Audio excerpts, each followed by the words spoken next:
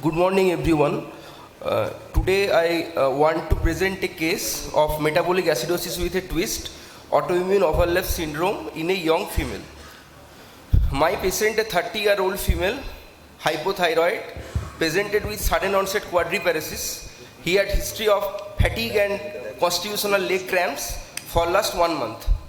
On examination, we found general examination pallor present and power, tone and deep tendon reflex are diminished in all 4 limbs. There is no bladder wire involvement, no sensory involvement, and on ECG, U wave and inverted T wave is found.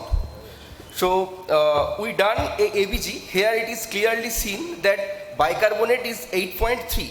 So it is metabolic acidosis. We have to calculate the anion gap, and we also calculate the corrected anion gap by taking albumin. Then it is diagnosed as high anion gap metabolic acidosis.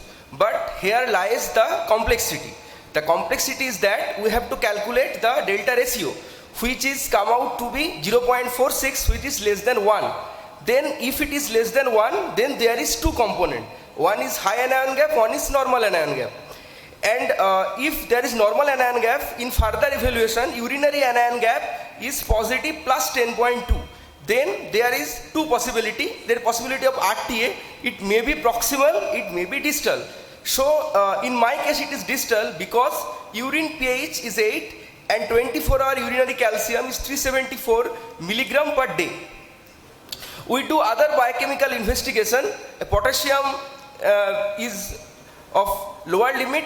Hemoglobin shows anemia. Direct Coombs test is positive, and serum protein electrophoresis shows polyclonal hypergamma-globulinemia, and CPK shows on higher level suggestive of myositis. On autoimmune profile, in ANA-IFA it is positive, 1:1 to 80 high titer with mixed pattern, and this 4 antibody SSA, SSB, Rho52 and anti-ribosomal P protein is positive. By this thing, by autoimmune profile and other biochemical, it may be SLE. Yes, it may be SLE because there is high Na titer, there is myositis, and hemolysis is positive here. It may be Sjogren, primary or secondary. It need to be evaluated. So final interpretation, it is distal RTA. So NAGMA is found. There is high anion gap metabolic acidosis. Possible explanation is lactic acidosis, or there will be mild ketosis, there will be myositis, high CPK is there, and there is probable SLE and primary or secondary Sjogren because there is positive SSA and SSB. We treated with IV potassium supplementation and IV sodium bicarbonate and 2 units of RBC transfusion, and the biochemical improvement is seen within 72 hours with the potassium improvement. In summary, I can tell a young female with acute quadriparesis due to severe hypokalemia, the underlying cause we found distal inner tubular acidosis, probably due to SLE Sjogren overlap. But what is unique feature? The classical Sitka symptom is absent, which is a unique and atypical presentation. So timely correction of hypokalemia leads to rapid neurological recovery. So the take-home message from my case, Sjogren syndrome, maybe it is the second most common autoimmune disease. It is often undiagnosed.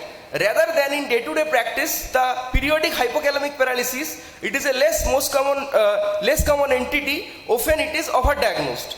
And high CPK level, even after correcting the potassium level and appropriate hydration, CPK level is still high.